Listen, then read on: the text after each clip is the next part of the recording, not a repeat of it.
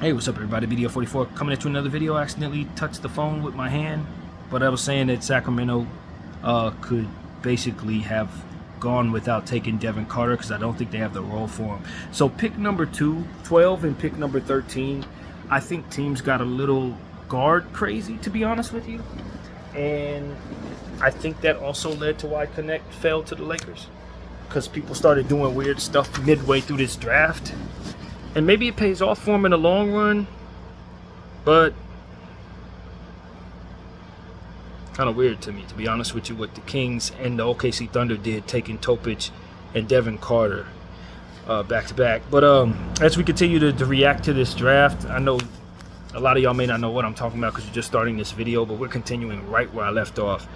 The Blazers making the trade earlier today I thought was pretty good to the Wizards. They ultimately were able to draft Bub Carrington for the Wiz. I love that pick. That was a good pick. Bub Carrington is a young player who needs to develop, needs to learn how to score in the paint a little bit, mostly a shooter from behind the arc and mid-range.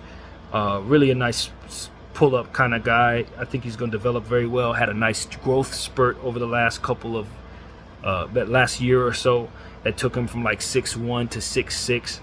So he could be still growing from here. So I really like that pick for the Wizards. You don't have to ask him to be himself just yet, but it is a world of possibility for him to really stretch his arms out and develop the next wave of what the Wizards are going to be about, along with Alex Sarr, of course, who is in place at the second overall pick. So I like what the Wizards did tonight. They're one of the winners of this draft, in my opinion.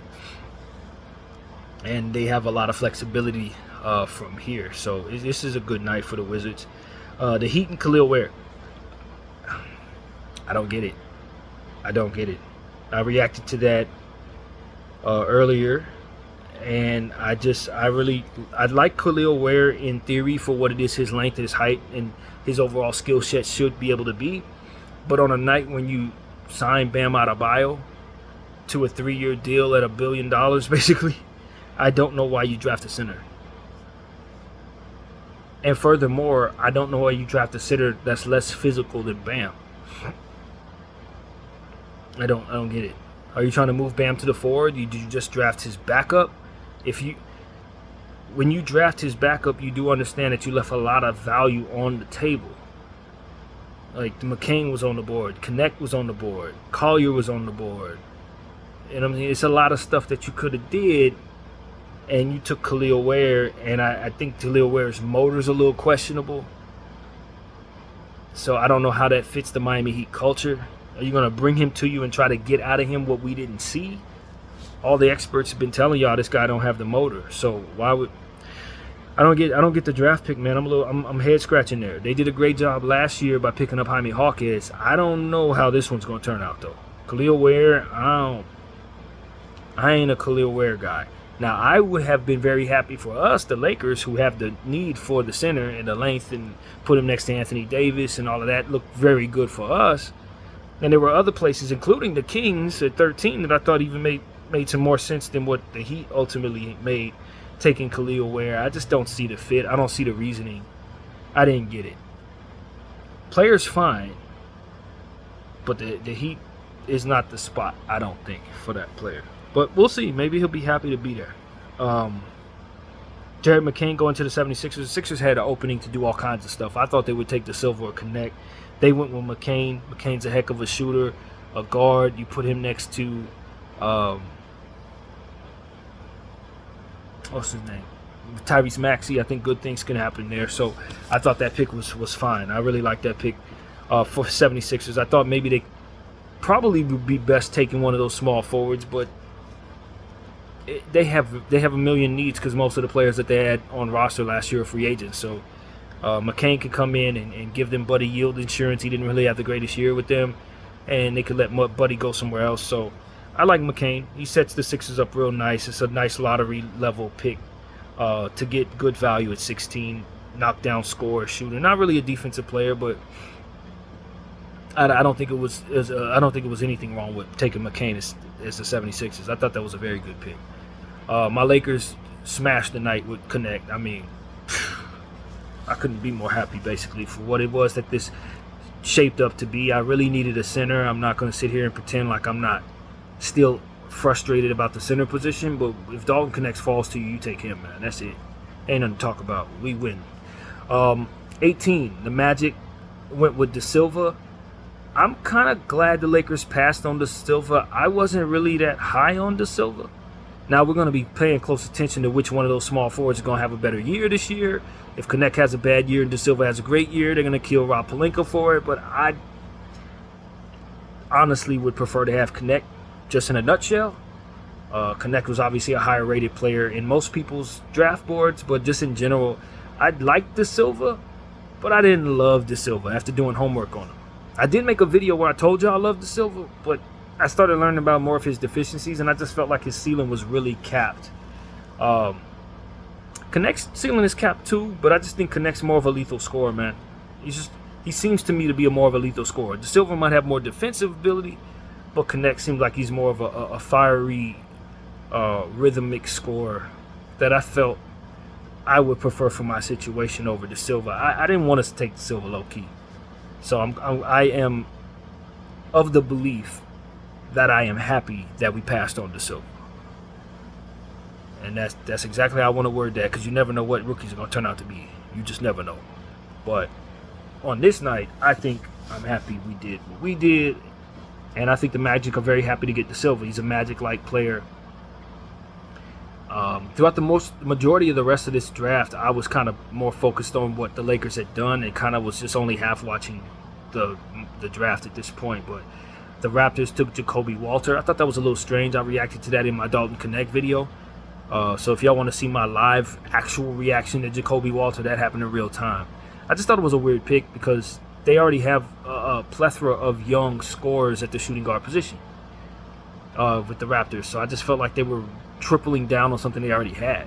They drafted basically Jacoby Walter last year and Grady Dick, and then made a trade for a young shooting guard that shoots the ball from the Utah Jazz. So it's like, how many of these dudes do you need? What are you doing with them? So I just thought that was a weird pick for the Raptors.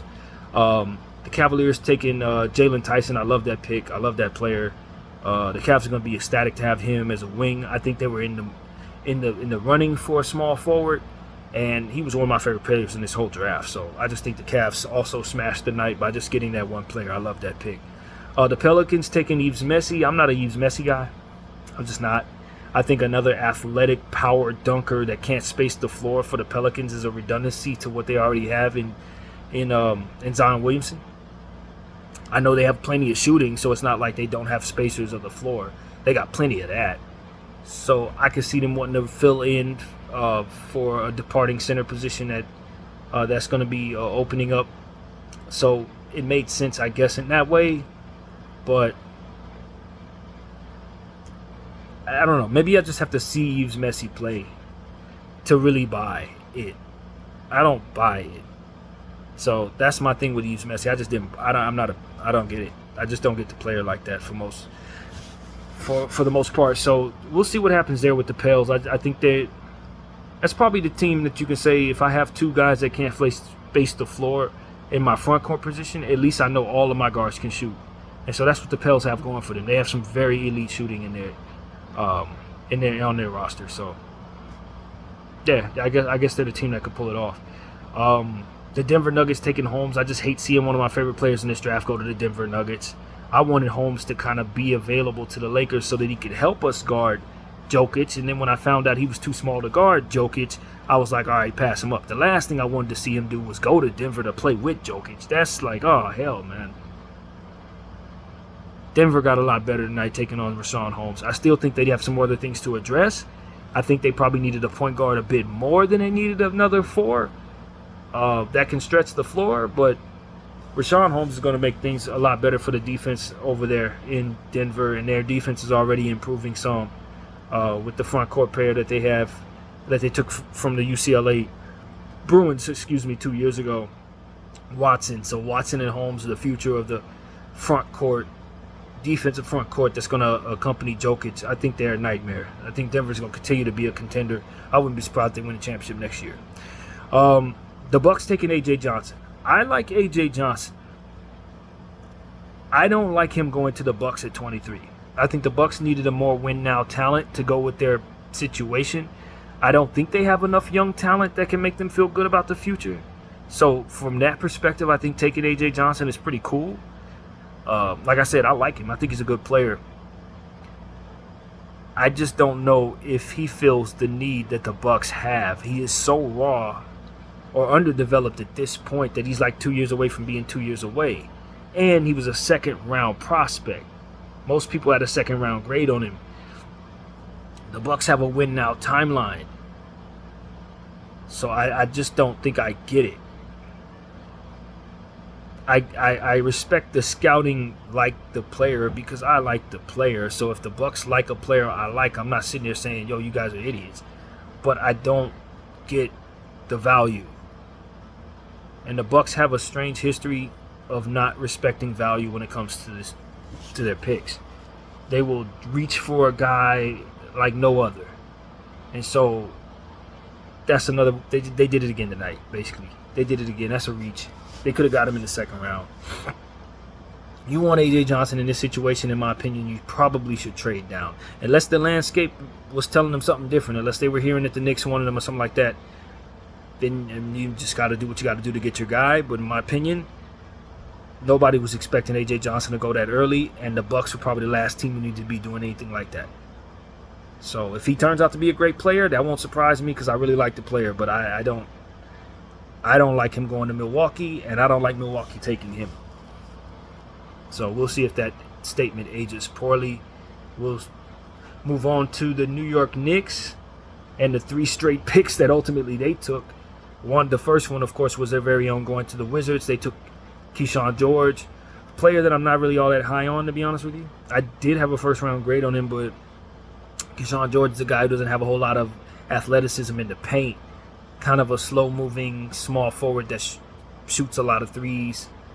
I think the development of him with Bub Carrington, with Alex Sarr could be interesting. Like I said, they have a whole new world over there in Wizard land, so you can just add him to that list.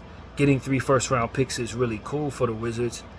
But I'd be lying if I said Keyshawn George was the guy I would have taken in that situation. Probably not. Probably not. But we'll see. Like I said, none of this has to age very well. The New York Knicks took Hakeem Dadier. Love that pick for them. They swung and hit that out of the park. I really like that.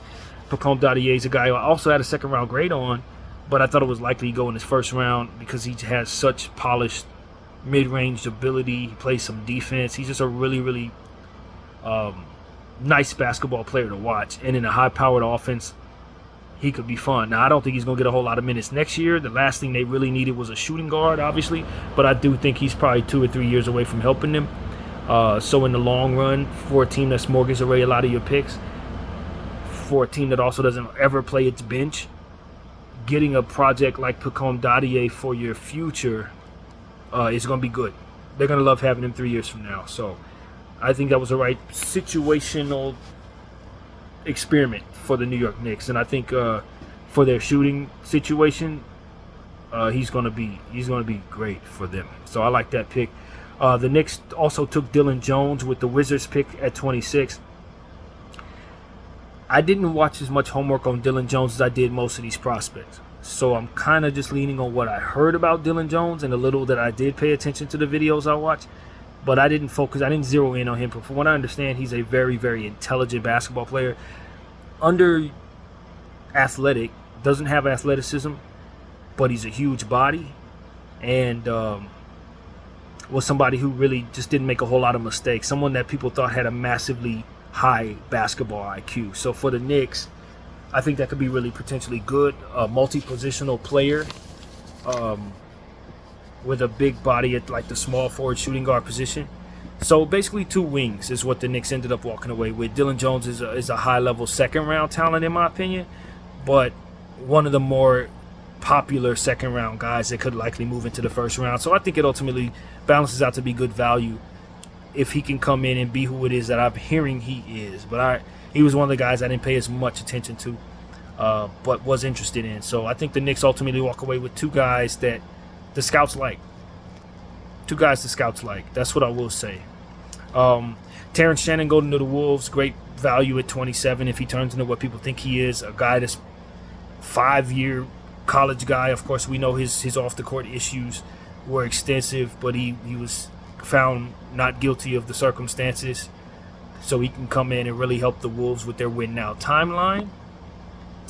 And ultimately be a high-level value pick at 27, who could potentially turn into being one of the more high-level upside guys as well. So this is somebody who's been widely expected to be a lottery pick upon being drafted. One of the better guys that you would have heard his name maybe 4 or 5 years ago about this class. You would have basically heard his name first. He's one of them guys. And, you know, the off-court stuff just really killed his value. But this is a guy who I think is going to help the Wolves. I love this for the Wolves. Like I said, I think the Wolves probably are one of the big winners of the night. And just curious to see what happens next with Terrence Shannon, because if he comes in and gets a good start to the NBA, it's going to be a lot of teams sad that they passed on him. A lot of them. Denver, of course, had the 28th pick. They ended up trading to Phoenix for DeRon Holmes. And they took Ryan Dunn. Ryan Dunn was a good pick for the Phoenix Suns, you guys. He really is. Because what the Phoenix Suns needed was somebody to help with them with their defense. And what they already had plenty of is offense. And what they had very little of was draft picks.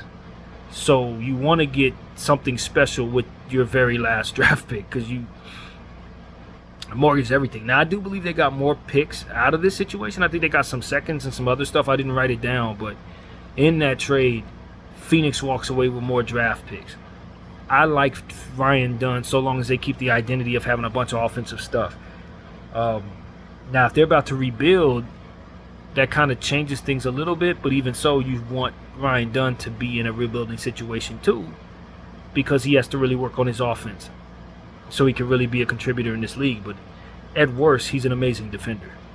At absolute worst, he is an amazing defender. God put him on this earth to play defense, so he's going to be great defensively. The question is, can he score ever? Ever. And so he's a project, but what you don't have to teach him is how to lock people up, weak side, help, all of that stuff. The science of defense, he understands about as well as anybody. So talk about a one-way player. They don't get more one-way than that. Only his one way is the other way, while most other people are usually scorers. This guy is a great defender. Absolutely great defender. So I thought he should go to the Indiana Pacers for the same reason that I ultimately think is fine in Phoenix, because those are the two teams that had all the offense in the world and absolutely no defense whatsoever. So this is a great pick for the Phoenix Suns. Utah Jazz getting Collier, as we already said. I think they were a huge winner tonight. That's like manna falling from heaven. There's no reason for Isaiah Collier to have fallen to 29, in my opinion. I didn't have him very high, but for him to fall that low, people were doing things they had no business doing. I'm just being honest with you. Like, some of them picks before this, they were being stupid not taking that player. They could have traded down to get who they wanted and would have had more value with this guy. So Utah wins that, and then Baylor Scheierman going to Boston was just fitting. As I told you guys in the mock draft, I thought that whoever goes to Boston needs to be able to shoot. They weren't going to mock some of these people that other people were saying they were going to get, Ryan Dunn and all these other different players that couldn't shoot. No. The Boston Celtics are a shooting franchise. They shoot the ball in 2024. They won a championship with this style. Whoever they bring in had to be able to shoot the ball. And Baylor Scheierman shoots the ball. So I love that pick for the Boston Celtics. Not that I love anything about the Boston Celtics, but just if I were trying to pick for a team that has their identity, Baylor Scheierman is perfect for that. Absolutely perfect for that. So that worked all the way around in every possible way. I think that was probably one of the more fitting picks of the whole night.